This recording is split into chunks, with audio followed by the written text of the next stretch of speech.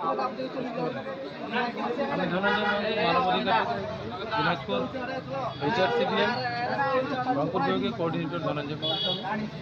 এখানে মহাশক্তি বারোয়ারি দুর্গা মণ্ডল ও মনসা মন্দিরে দুর্নীতিটা ধ্বংস করেছে এবং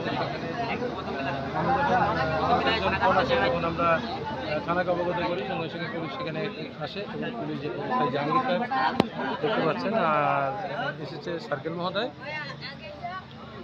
হচ্ছে যে